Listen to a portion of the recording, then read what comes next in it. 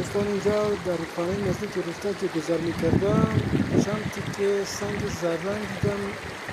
منم با هیجان خیلی خوشحال شدم و خود دیدم سنگ طلا است.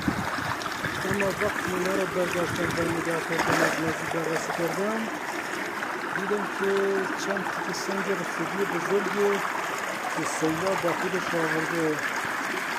واقعا چه بدشانسی، ولی خب اشکالی نداره، انشالله که خیر دارد.